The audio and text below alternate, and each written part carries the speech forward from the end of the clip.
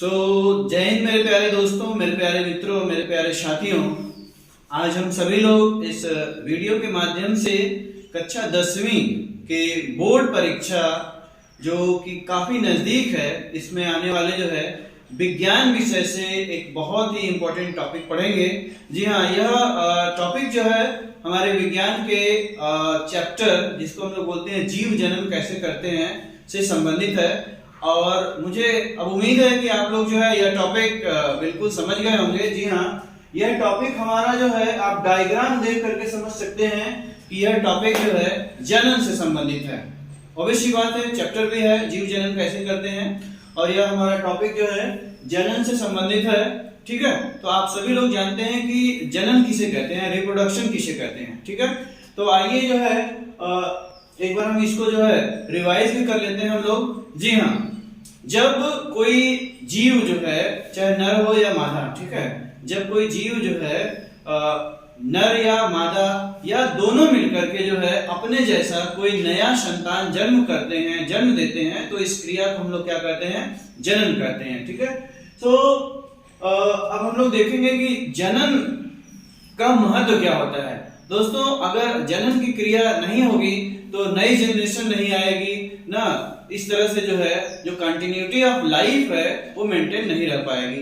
तो जनन की क्रिया से जो जीवन है वो सतत चलता रहेगा, जो जीव जैसा है वैसा जो है अपनी जनरेशन को उस तरह से जो है जन्म देता रहेगा, बनाता रहेगा। अब आइए हम लोग जो है चलते हैं जनन के जो है प्रकार पे। जो जनन होता है वो ना मुख्यतः दो प्रकार का होता है, और एक जनन होता है अलैंगिक और दूसरा होता है लैंगिक। अलैंगिक जनन को हम लोग क्या कहते हैं, एसेक्सुअल रिप्रोडक्शन। लैंगिक जनन को क्या कहते हैं, सेक्सुअल रिप्रोडक्शन। तो आज का इस वीडियो में जो टॉपिक है हम लोगों का वो है अलैंगिक जनन, एसेक्सुअल रिप्रोडक्शन। इस प्रकार अलैंगिक जनन की परिभाषा सबसे पहले हम लोग देखेंगे कि जब नर या मादा, मेल या फीमेल, दोनों में से कोई एक जीव जो है अपने जैसा नया संतान, ठीक है, प्रोड्यूस कर लेता है, उत्पन्न कर लेता है, तो इस क्रिया को क्या कहते हैं, अलैंगिक जनन कहते हैं। तो इस तरह से अलैंगिक जनन के जो है ये ढेर सारे प्रकार है, जैसे कि द्विखंडन है, ठीक है, बहुखंडन है, पुनरुद्भवन है, मुकुलन है, खंडन है। ये सारे टाइप्स हैं किसके, अलैंगिक जनन के। अलैंगिक जनन में आप सभी लोग समझ चुके हैं, अलैंगिक जनन में जो है जो संतान उत्पन्न हो रहा है वो मेल या फीमेल दोनों में से किसी एक के द्वारा उत्पन्न हो रहा है। ठीक है, मेल या फीमेल दोनों में से किसी एक के द्वारा। जबकि लैंगिक में क्या होता है कि मेल एंड फीमेल, मेल और फीमेल दोनों इन्वॉल्व होते हैं। इस तरह से जो है आपके जो है लैंगिक जनन के फलस्वरूप जो है संतान उत्पन्न होते हैं, लेकिन अलैंगिक में दोनों में से कोई एक। तो आइए हम लोग टाइप्स को देख लिया जाए, द्विखंडन, बहुखंडन, पुनरुद्भवन, मुकुलन, खंडन। तो अलैंगिक जनन जो होते हैं ये कई प्रकार के हैं। सबसे पहले होता है आपका, ठीक है, विखंडन। सबसे पहले क्या है, विखंडन, जिसको कहते हैं फीजन। ओके, ये दोनों दोस्तों जो है विखंडन के प्रकार हैं, द्विखंडन, बहुखंडन। ये क्या है, प्रकार है। बाइनरी फीजन, मल्टीपल फीजन, ये किसके प्रकार है, ये विखंडन के प्रकार है, फीजन के प्रकार है।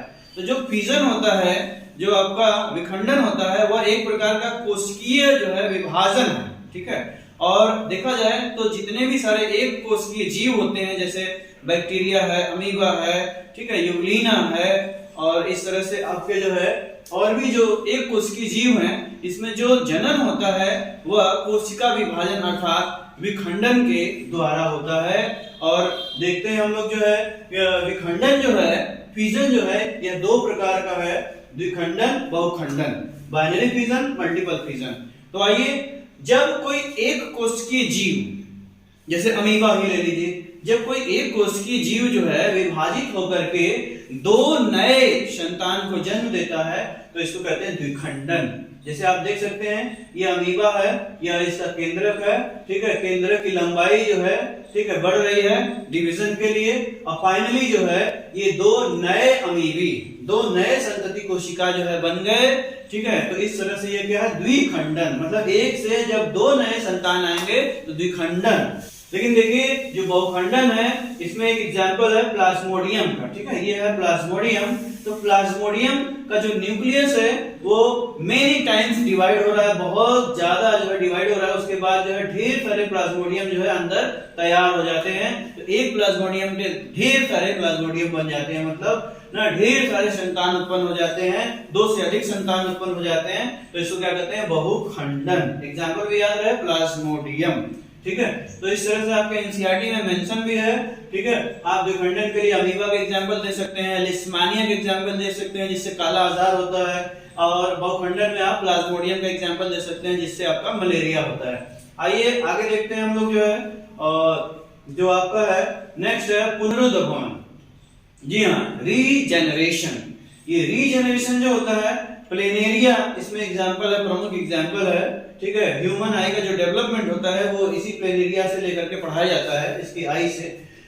लेकिन खैर यहाँ टॉपिक अलग है, पुनरुद्भवन। इसमें आप देख सकते हैं ये जो प्लेनेरिया है, ठीक है, प्लेनेरिया किसी कारण इसकी जो बॉडी है छत विछत हो जाती है, ठीक है, टूट फूट जाती है। तो इसके जो छोटे छोटे टुकड़े होते हैं, जैसे ये हेड वाला पार्ट है, ये मिडल वाला पार्ट है, ये टेल वाला पार्ट है, इसके हर पार्ट के अंदर, इसके हर पार्ट की कोशिका के अंदर इतनी कैपेसिटी होती है इनके टिश्यूज के अंदर कि वो एक नया जो है पेरेंट बॉडी की तरह नया बॉडी डेवलप कर लेते हैं।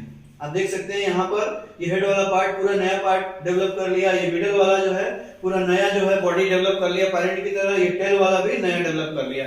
इस तरह से इसको हम लोग पुनरुद्भवन कहते हैं, पुनर्जनन कहते हैं, इंग्लिश में क्या कहते हैं, रीजनरेशन। एग्जांपल याद रहे, प्लेनेरिया।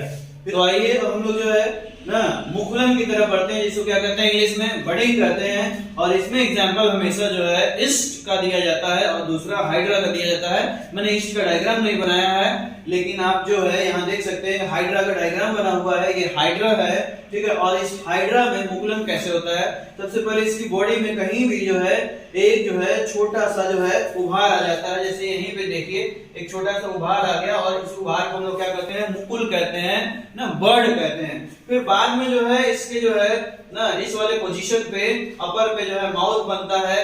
फिर उसके बाद जो है क्या बन जाता है, ये जो टेंटिकल्स हैं स्पर्शक, ये भी बन जाते हैं। एक नया छोटा सा हाइड्रा जो है ना अपने पेरेंट हाइड्रा की तरह दिखने लगता है। इस तरह से बाद में ये जो छोटा वाला हाइड्रा है ये अपनी पेरेंट बॉडी से डिटैच हो जाता है, अलग हो जाता है, और इस तरह से जो है इस अलैंगिक जनन को हम लोग क्या कहते हैं, मुकुलन कहते हैं, बडिंग कहते हैं। ठीक है, तो इसके दो एग्जांपल्स हैं, ईस्ट और हाइड्रा। आइए हम लोग जो है लास्ट में देखते हैं खंडन। जी हाँ, विखंडन अलग है, ये खंडन है। और इस खंडन में हम लोग एग्जांपल किसका देते हैं, जी हाँ, एग्जांपल हम लोग स्पाइरोगाइरा का देते हैं, जो कि पॉन्ड सेल बोला जाता है। ये स्पाइरोगाइरा की बॉडी है, स्पाइरोगाइरा जो है एल्गी है। ठीक है, और यह जो है इसका ये फिलामेंट है, यह तंतु है। इसका तंतु जब जो है मैच्योर हो जाता है तो कई छोटे छोटे टुकड़ों में टूट जाता है, जिसको हम लोग क्या कहते हैं, फ्रेगमेंट्स कहते हैं। और हर छोटे छोटे इसके फ्रेगमेंट देख रहे हैं, टूटने के बाद इसके छोटे छोटे फ्रेगमेंट जो है एक नया जो है ना स्पाइरोगाइरा का तंतु बना लेते हैं। बाद में ये जो डेवलप करके जो है एक एक तंतु छोटा छोटा नया नया डेवलप करके एक लंबा सा पैरेंट की तरह नया जो है तंतु फिलामेंट बना लेगा। तो मेरे प्यारे दोस्तों, मेरे प्यारे बच्चों, मैं आशा करता हूं कि आप सभी लोगों को जो है यह टॉपिक अच्छे से समझ में आया होगा, और आप इसको जो है फिर से जो है वीडियो को चला करके देख सकते हैं, क्योंकि ये कक्षा 10 के बोर्ड एग्जाम के लिए बहुत ही इंपॉर्टेंट है, जो कि परीक्षा आपका काफी नजदीक है। और मैं आपसे रिक्वेस्ट करता हूं कि इसमें से ना इसको जरूर अच्छे से पढ़िए, 1-2 नंबर का क्वेश्चन जरूर आएगा ना, ज्यादातर जो है एग्जाम्पल्स इससे जरूर पूछे जाते हैं। बहुत बहुत धन्यवाद।